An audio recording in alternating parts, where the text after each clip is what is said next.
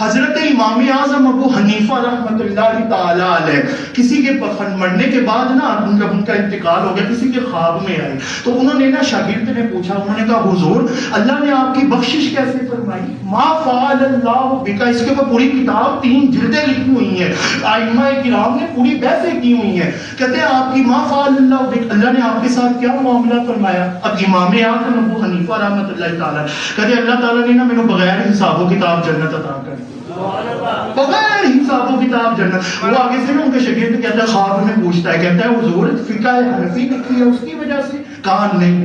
حدیثیں جمع کی ہیں اس کی وجہ سے؟ کہا نہیں۔ کہا اتنے بڑے آپ امام ہیں، امام اعظم ہے، اس کی وجہ سے؟ کہا نہیں۔ لوگوں کو تعلیم دی ہے اس کی وجہ سے؟ کہا نہیں۔ کہتے پھر کس وجہ سے بخشش فرمائی ہے؟ کہتے ہیں میں جب میرے خلاف لوگ باتیں کرتے تھے نا تو میں دل میں صبر کر لیا کرتا تھا۔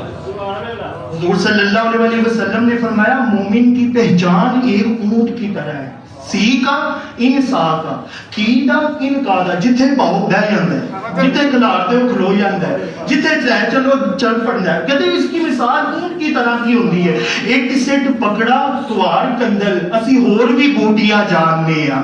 ہم سمجھتے ہیں شریف لوگ ہیں، وہ بندہ آگے کہتا ہے میں نے اس کو بڑا اس طرح کر دیا، اس کا میں نے بڑا استعمال کر لیا، اس کے ساتھ میں نے بڑے کام نکلوا دیے، اور وہ کہڑا پتا چلا، پتا اس کو سارا چل رہا ہوتا ہے لیکن وہ دل کے اندر صبر کر رہا ہوتا ہے۔ یہ مرد مومن کی پہچان ہوتی ہے، دل میں صبر کرتا ہے۔ کہتے ہیں اللہ نے فرمایا امام اعظم ابو حنیفہ کو، نعمان بن ثابت، اور جڑا لوکی تیرے بارے گلا کرتے سی نا تے او ملبہ تیرے تے سٹ دیندے سن جڑا تو کبھی کیتا ہی نہیں سی، تم نے کبھی گناہ کیا نہیں اور وہ تیرے اوپر چھوڑ دیتے تھے، اور تو دل میں صبر کر لیتا تھا اور ان کو کچھ کہتا نہیں تھا، تو انہاں نوں نہیں سی کہندا، انہاں دی غلطیاں تیری تے غلطی بھی نہیں تے میں تینوں بغیر حساب و کتاب جنت عطا کر